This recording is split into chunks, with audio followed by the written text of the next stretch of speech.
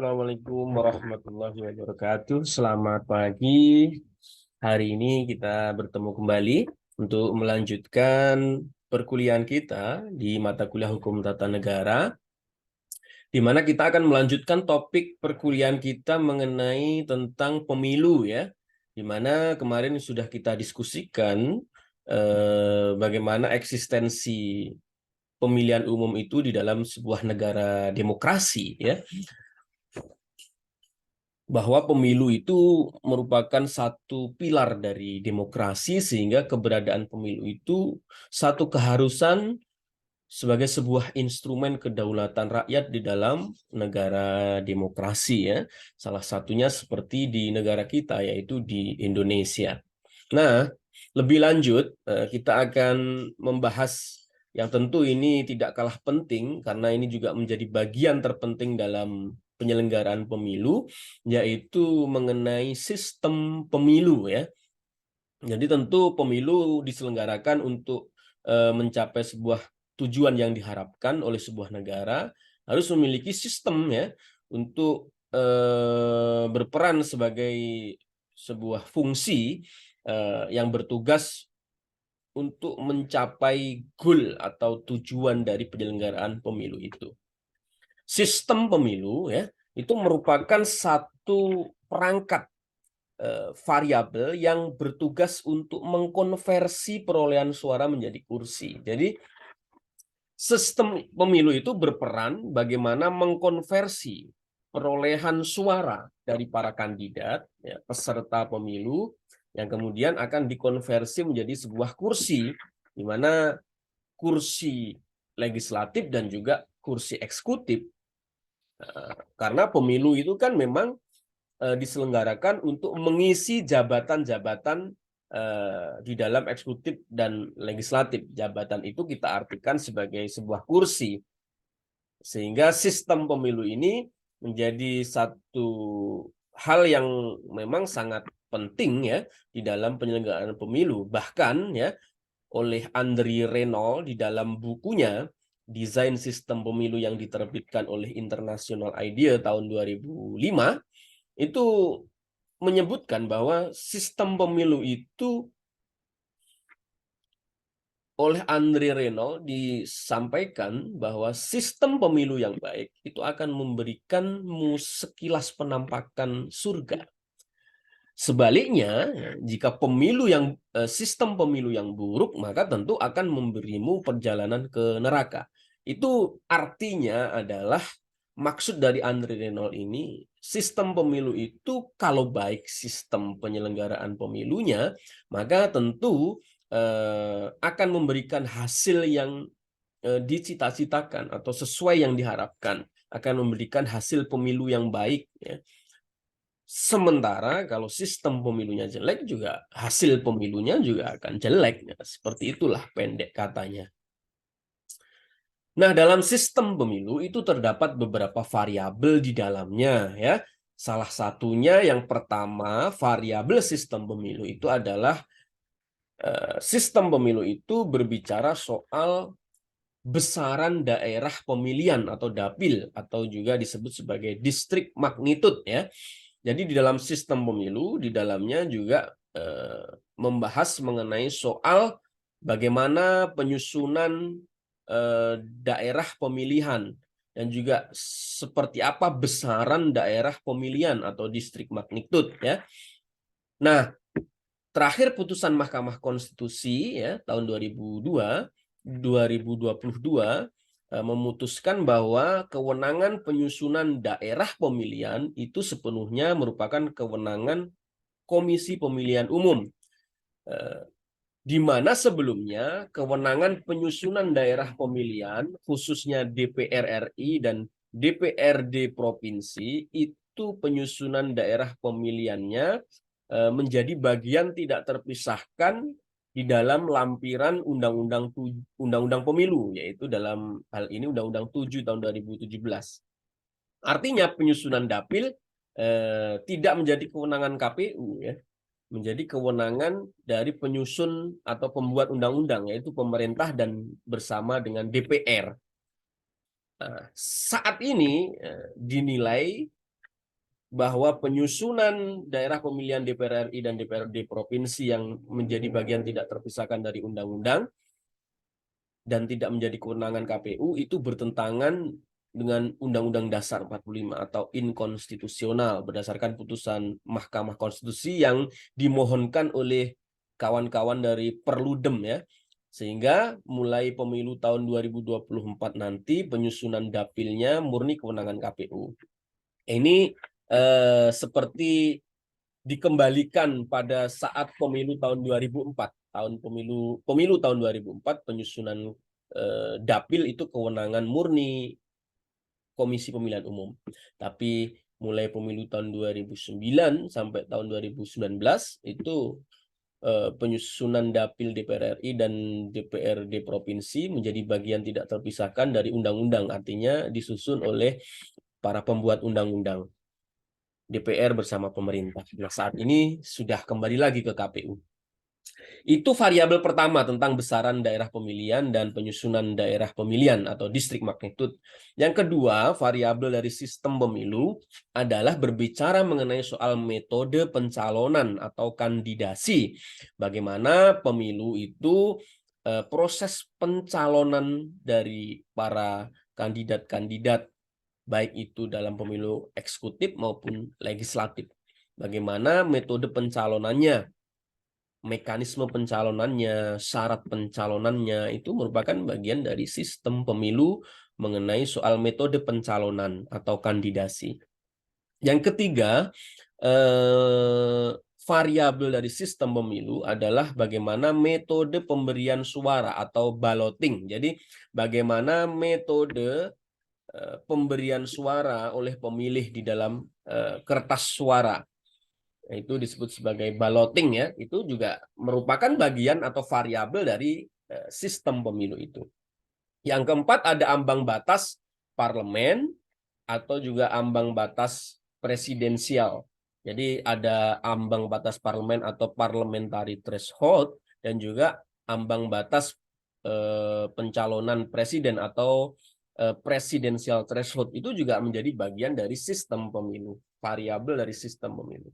Kemudian variabel yang kelima ada formula perolehan kursi atau electoral formula. Ada berbagai macam formula untuk menghitung perolehan kursi atas perolehan suara yang didapat saat pemilu. Itu juga bagian dari variabel sistem pemilu. Nanti kita akan jelaskan satu persatu di pertemuan-pertemuan berikutnya. Tapi hari ini saya akan menjelaskan secara umum terlebih dahulu bagaimana dan apa sistem pemilu itu di dalam penyelenggaraan pemilu.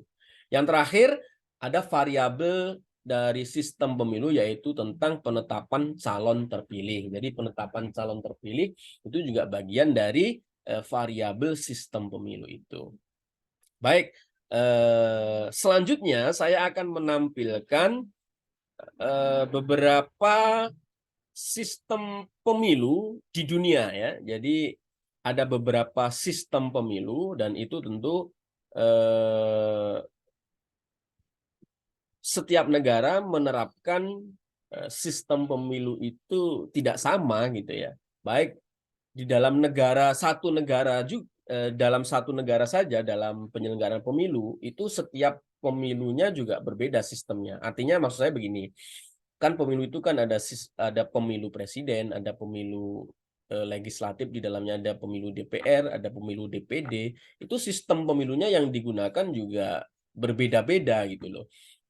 Nah, untuk mengetahui apa saja sistem pemilu di dunia, ini saya tampilkan ya di dalam slide share ini. Mudah-mudahan tampak ya, tampil ya, yang sudah saya share ini. Ya, jadi di sini sistem pemilu yang digunakan oleh negara-negara di dunia sangat variatif sekali. Jadi tergantung dengan karakter demografis, geografis, tentu juga itu membuat sistem pemilu yang digunakan juga berbeda. Negara demokratis juga belum tentu menganut sistem pemilu yang sama. Nah, ini sehingga tentu menetapkan sistem pemilu apa yang digunakan dalam penyelenggaraan pemilu itu menjadi sebuah bahasan yang sangat serius. Sampai juga per hari ini ya, tanggal 1 Januari 2023 ya, itu masih juga kita hangat-hangatnya mendiskusikan soal sistem pemilu DPR kita. Apakah sebaiknya sistem proporsional terbuka atau tertutup? Nah, ini tentu hari ini karena masih ada pengujian atau permohonan pengujian undang-undang terhadap undang-undang dasar mengenai soal ketentuan sistem pemilu DPR. Kita tunggu nanti hasilnya seperti apa. Nah, di dalam rumpun sistem pemilu atau the electoral system families ya, itu ada beberapa rumpun sistem pemilu. Yang pertama ada sistem pemilu pluralitas mayoritas atau biasa dikenal dengan sistem distrik ya. Kemudian yang kedua ada sistem proporsional representation atau sistem proporsional sistem gitu. Yang ketiga ada mix ya. Mix itu mencampur antara sistem plurality majority atau sistem distrik dengan sistem proporsional. Ada juga sistem pemilu yang lain. Ya, sistem pemilu yang lain itu tidak sistem proporsional dan juga tidak sistem distrik atau mayoritas. Nah, yang pertama adalah sistem pluralitas mayoritas atau disebut juga sistem distrik ya. Dalam sistem ini ya wilayah negara itu dibagi ke dalam beberapa distrik pemilihan yang biasanya berdasarkan atas jumlah penduduk. Jadi setiap distrik itu diwakili oleh satu orang wakil saja. Jadi dalam satu distrik itu hanya memperebutkan satu kursi. Nah, dalam satu distrik itu memperebutkan satu kursi.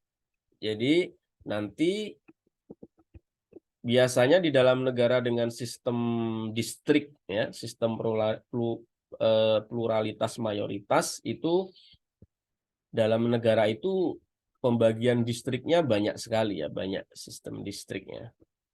Banyak daerah pemilihan atau distriknya banyak. Nah, dalam sistem pemilu pluralitas mayoritas itu juga terdapat beberapa varian ya. Yang pertama adalah biasa disebut sebagai first past the post atau FPTP. Yaitu sistem ini merupakan varian yang paling banyak digunakan. Beberapa negara yang menggunakan sistem varian ini adalah Inggris Raya, negara-negara yang banyak dipengaruhi oleh Inggris. Varian ini juga digunakan oleh negara Kanada, India, Selandia Baru, Amerika Serikat ya, dan beberapa negara Karibia. Dalam sistem first past the post ini, calon anggota legislatif yang berhak memperoleh kursi adalah yang mendapatkan suara terbanyak di satu daerah pemilihan, berapapun selisihnya. Jadi first past the post ini dalam satu dapil, yaitu yang diperebutkan hanya satu kursi. Meskipun para calonnya atau kandidatnya itu banyak. Nah, nanti yang memenangkan kursi itu adalah dia yang mendapatkan suara terbanyak, meskipun selisihnya hanya satu atau dua.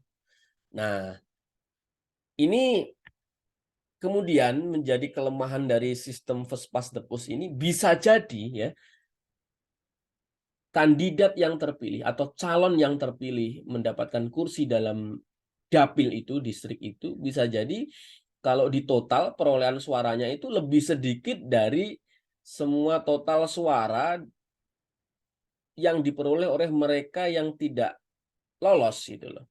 Misalkan contoh, dalam satu dapil terdapat 10 calon yang memperebutkan satu kursi ya. Nah, calon nomor 1 dia mendapatkan suara 100 ribu ya. Kemudian calon nomor 2 mendapatkan suara 50.000 semua. Nah, karena yang mendapatkan suara terbanyak ini calon nomor 1 karena mendapatkan perolehan suara 100.000, maka dia mendapatkan suara. Tapi hanya dukungannya itu 100.000 gitu. Tapi sudah dianggap memenangkan distrik itu dan dapat mewakili semuanya. Meskipun kalau dihitung secara matematis itu kan ada 9 calon lain kan. Ada 50.000 tiap calon. Itu berarti kan kalau kali 9 lebih banyak dari 100.000. Artinya bisa jadi yang terpilih itu dukungan suaranya tidak 50% plus 1 gitu loh. Karena sistemnya first past the post itu. Nah, sistem FPTP ini merupakan sistem yang sangat sederhana dan memudahkan pemilih dalam menentukan pilihan. Kelebihan lain dari sistem ini adalah melahirkan pemerintahan yang kuat atau tunggal, dan sebaliknya memunculkan kelompok oposisi yang kuat pula dengan model seperti tadi itu ya. Namun FPTP ini memiliki kelemahan utama, yaitu banyak suara yang terbuang atau tidak terkonversi menjadi kursi. Itu tadi ya. Jadi bisa dibayangkan itu 9 calon yang tidak terpilih tadi, perolehan suaranya itu tidak terkonversi menjadi kursi gitu. Karena itu tadi, kursinya hanya 1 dan diperoleh didapat oleh calon yang mendapatkan suara paling banyak atau terbanyak. Makanya tentu tidak semua suara dapat dikonversi menjadi sebuah kursi. Itulah yang kemudian menjadi kelemahan dari sistem mayoritas dengan FPTP atau first past the post. Yang kedua, varian dari sistem mayoritas adalah block vote ya, atau BV atau block vote. Nah, dalam sistem ini para pemilih diberikan kesempatan untuk memilih sebanyak kursi yang dialokasikan di daerah pemilihan. Pemilih akan mengacak siapa yang akan dipilih ya, tanpa memperhatikan asal partai politiknya.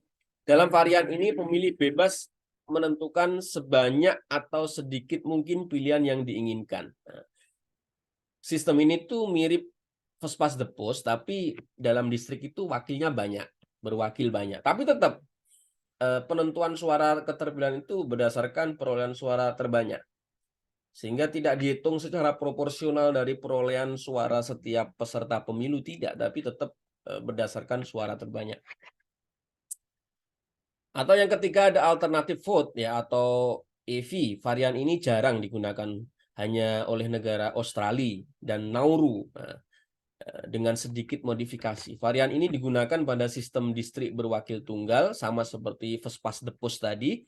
Hanya saja varian alternatif vote ini memberikan kesempatan dan pilihan kepada pemilih lebih besar yang menandai suara lebih dari 1. Jadi pemilih boleh memilih suara lebih dari 1.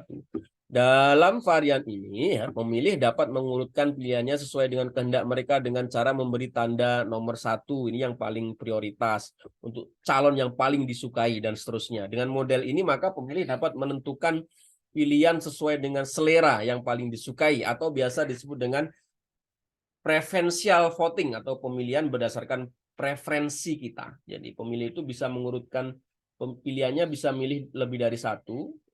Nah, ini yang paling disukai, kasih angka 1 dan seterusnya gitu.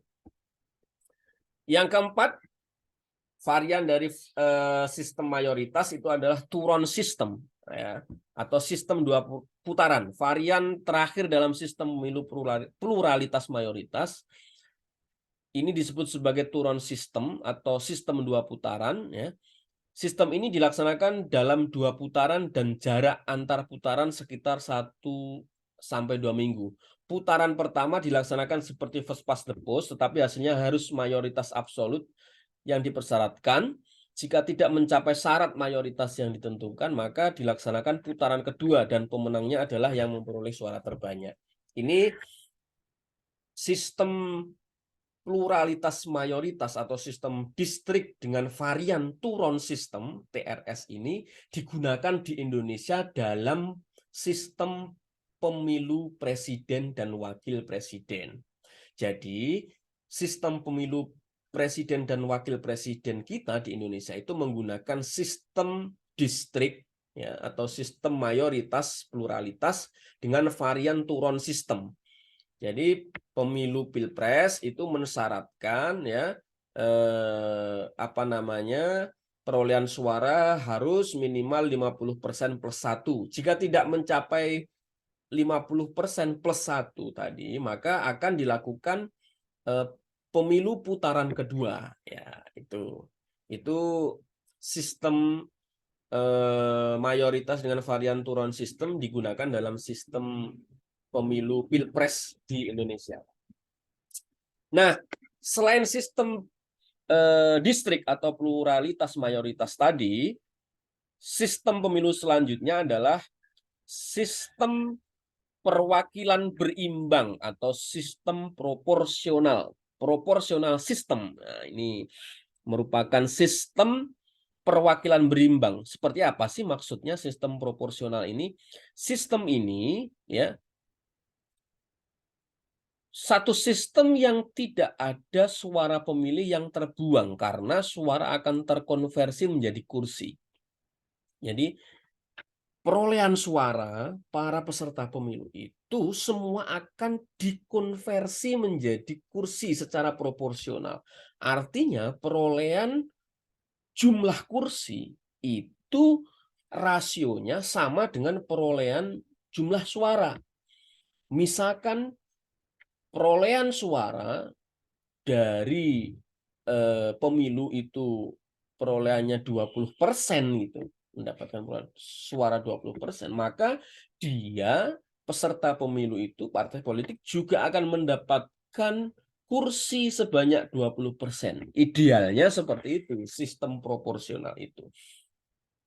Nah, menurut Bintan R. Saragih dalam sistem pemilu itu disebutkan bahwa sistem pemilu di mana kursi yang tersedia di parlemen itu diperebutkan dalam suatu pemilihan umum dibagi-bagi kepada partai golongan politik yang turut dalam pemilihan tersebut sesuai dengan imbangan suara yang diperolehnya dalam pemilihan yang bersangkutan. Itulah sistem proporsional. Dalam sistem proporsional, ya, suara yang diperoleh setiap partai menentukan jumlah kursi yang akan didapat. Jadi secara otomatis perolehan suara peserta pemilu juga akan dihitung atau dikonversi menjadi kursi, prosentasenya yang diperoleh akan sama dengan prosentase perolehan suara. Kelebihan dari sistem pemilu proporsional ini adalah berdasarkan tingkat proporsional perwakilan, sistem proporsional dianggap representatif karena jumlah kursi partai dalam parlemen sesuai dengan jumlah suara masyarakat yang diperoleh dalam pemilu.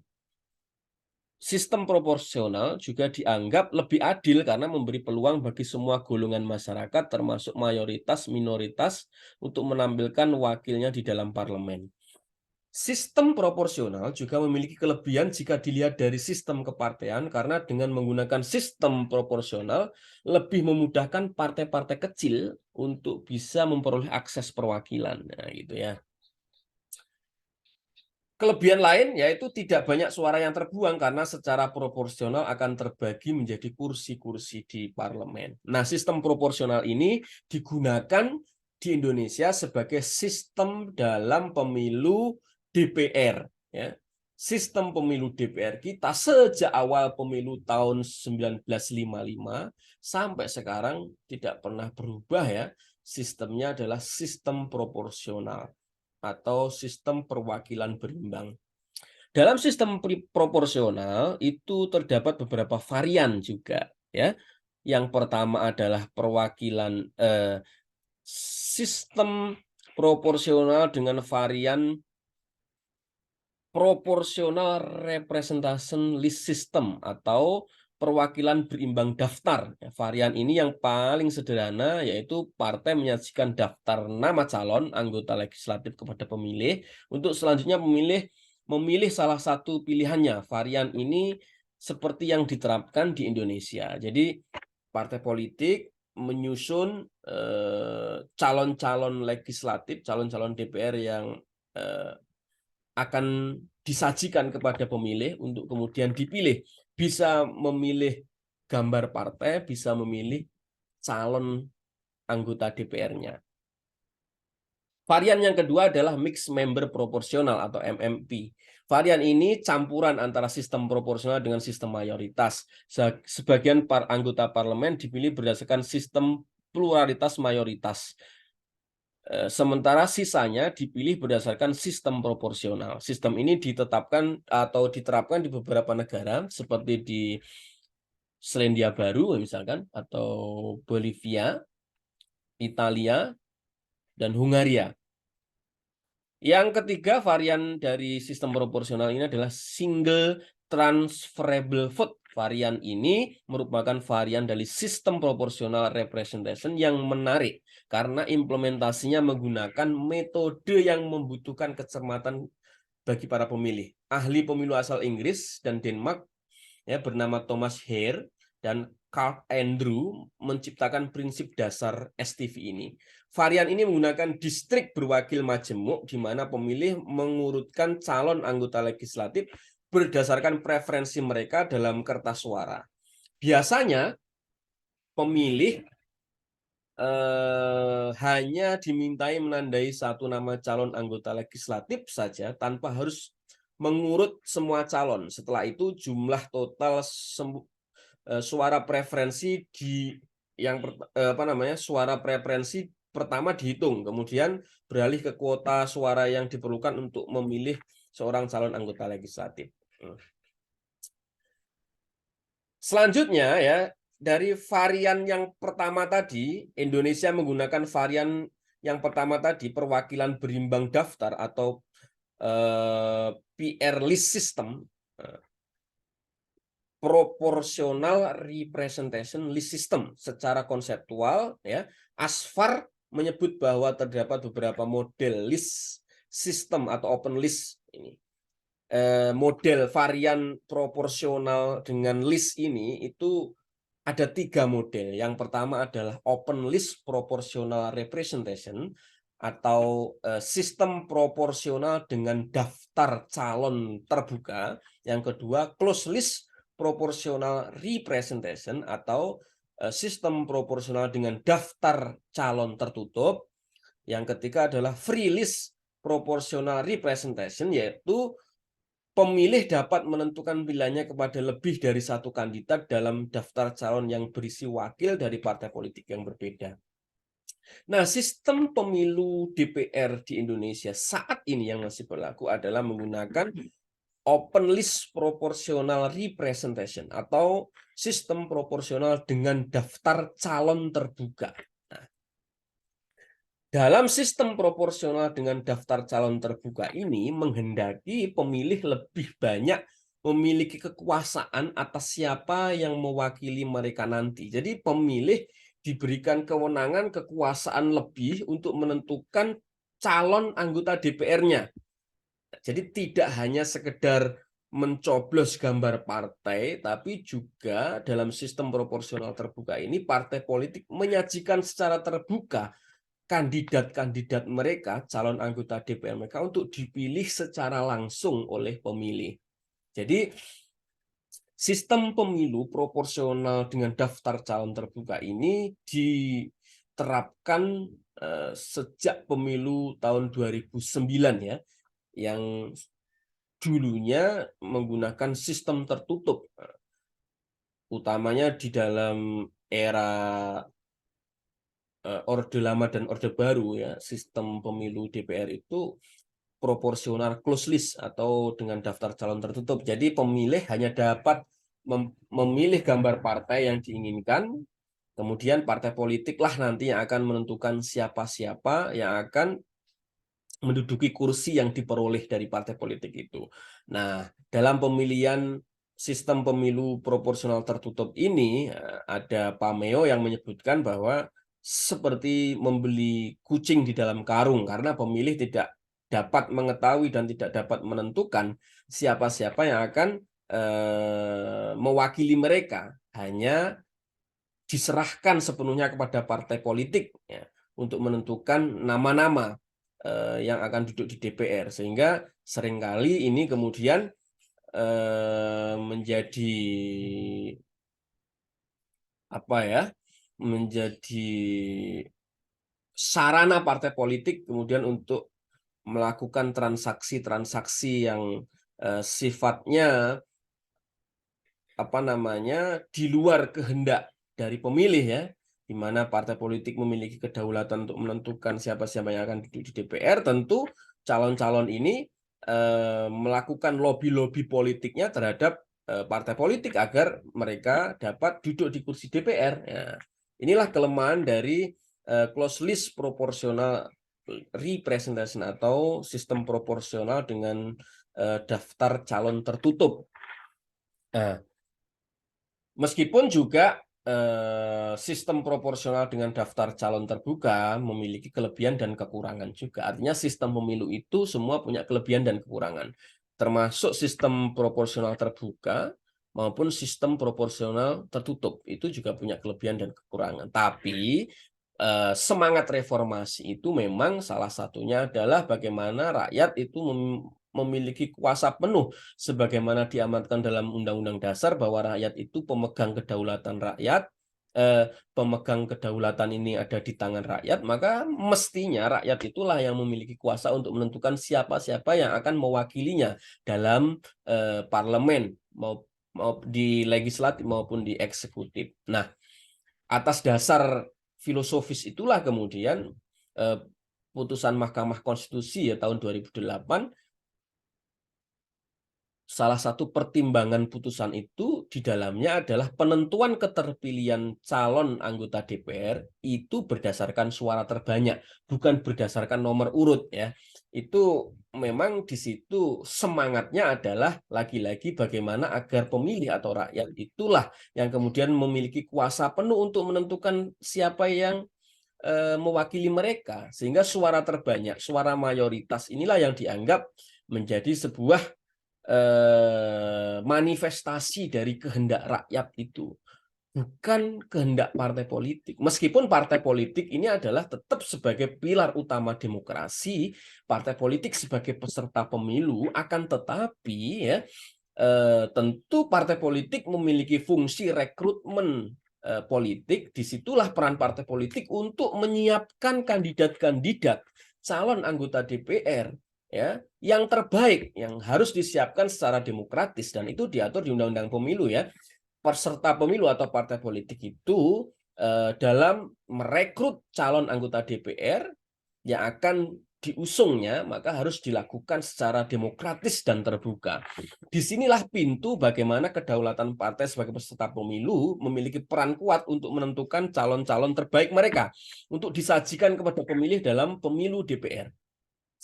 Nah, setelah ditetapkan oleh KPU ya, berdasarkan atas pengusulan atau ajuan partai politik, nama-nama calon anggota DPR itu ketika sudah ditetapkan menjadi oleh KPU sebagai calon anggota DPR, maka sepenuhnya akan dikembalikan kepada rakyat sebagai pemilih untuk menentukan siapa-siapa yang akan dikehendaki. Sehingga suara mayoritas itulah yang menentukan keterpilihan dalam sistem proporsional terbuka ini ya. Sehingga memang disinilah menjadi hal yang sampai hari ini menjadi diskusi hangat ya antara dihadapkan antara sistem proporsional terbuka dan sistem proporsional tertutup. Bagi mereka yang menginginkan kembali ke sistem proporsional tertutup, beranggapan bahwa peserta pemilu adalah partai politik, sehingga partai politiklah yang harus menentukan siapa yang akan duduk di DPR, akan duduk di kursi DPR. Tetapi di sisi lain tentu ini apa namanya mengamputasi atau mensabotase kehendak rakyat itu yang mestinya rakyat menentukan keterpilihan di dalam pemilu. Nah, kekurangan kelebihan masing-masing dari sistem proporsional terbuka dan tertutup adalah kalau sistem proporsional terbuka ini kan memang semua kemudian punya potensi atau peluang untuk kemudian maju dalam kontestasi pemilu DPR selama dicalonkan oleh partai politik. Lagi-lagi partai politik di sini tetap memiliki apa namanya peranan penting gitu loh. Dan tidak ada alasan bahwa kemudian dengan sistem proporsional terbuka partai politik kemudian disabotase oleh individu-individu calon anggota DPR, calon anggota DPR itu kan yang merekrut dan yang menetapkan adalah partai politik kok. Nah, mestinya bukan sistem proporsional terbuka atau tertutupnya yang menjadi bahan diskusi lagi. Sistem harus sudah kita tetapkan dan mestinya bukan digonta-ganti lagi, tapi harus ada perbaikan dari sistem itu.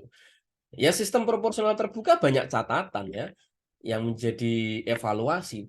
Nah, tapi kemudian solusinya bukan diganti sistem tertutup. Harus evaluasi inilah yang kemudian dibenahi. Beberapa catatan dalam penyelenggaraan sistem proporsional terbuka yang menjadi catatan kritis dan evaluasi adalah bahwa dengan sistem proporsional terbuka ini para kandidat secara bebas ya berkampanye dan berusaha meraup suara dengan yaitu tadi disinyalir banyak liberalisasi atau money politik yang luar biasa dalam sistem proporsional terbuka. Tapi juga dalam sistem proporsional tertutup juga tidak ada yang menjamin bersih dari money politik. Bisa jadi money politiknya terjadi di level elit partai politik untuk menentukan keterpilihan tadi karena keterpilihan ditentukan oleh partai politik.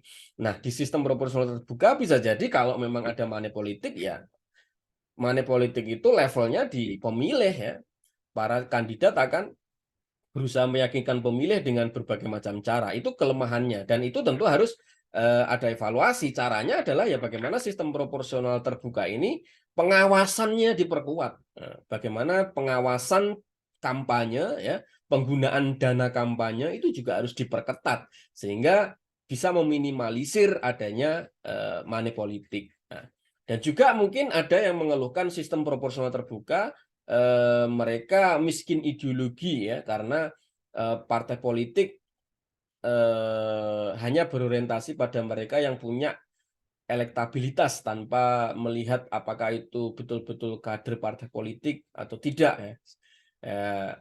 Inilah yang kemudian perlu diperbaiki. Mestinya ke depan calon anggota DPR yang bisa dicalonkan oleh partai politik itu ya mestinya kader partai yang minimal sudah menjadi anggota partai politik itu 3 tahun misalkan begitu. Dalam syarat pencalonan kita saat ini itu kan baik di Undang-Undang Pemilu maupun di PKPU-nya kan hanya menyebutkan calon anggota DPR adalah anggota partai politik peserta pemilu. Harus ditambahi calon anggota DPR adalah anggota partai politik peserta pemilu dengan masa keanggotaan minimal 3 tahun misalkan. Artinya sudah 3 tahun menjadi anggota partai politik. Sehingga kita lebih meminimalisir calon-calon yang pragmatis, yang ngambil dari hanya mengandalkan elektabilitas, misalkan yang tidak punya kapabilitas, tidak punya jiwa kebangsaan, kenegaraan yang tinggi, yang itu kemudian kita percayakan pada partai politik untuk kemudian memberikan pendidikan politik terhadap calon-calon anggota DPR. Itu ya beberapa gambaran sistem pemilu kita. Nah, kalau DPD, sistem pemilu DPD kita adalah sistem berwakil banyak ya, distrik berwakil banyak. Sistem pemilu Dewan Perwakilan Daerah adalah sistem distrik berwakil banyak. Ya, itu beda lagi ya dari sistem pemilu presiden, sistem pemilu DPR, dan sistem pemilu DPD itu sistem yang digunakan adalah berbeda-beda juga. Itu pertemuan kita mengenai gambaran umum mengenai soal sistem pemilu. Nanti akan kita diskusikan lebih mendetail lagi bagaimana tentang implementasi sistem pemilu itu di masing-masing negara, kelebihan kekurangannya, dan seterusnya. Pertemuan untuk kali ini mendiskusikan soal sistem pemilu saya anggap cukup. Nanti diskusi akan kita lanjutkan melalui grup WhatsApp ya, karena keterbatasan waktu Zoom ini. Saya ada kurang lebihnya mohon maaf. Kita lanjutkan pertemuan selanjutnya dengan topik-topik pembahasan yang lebih menarik lagi, khususnya tentang sistem pemilu ini. Terima kasih. Sampai bertemu lagi. Assalamualaikum warahmatullahi wabarakatuh.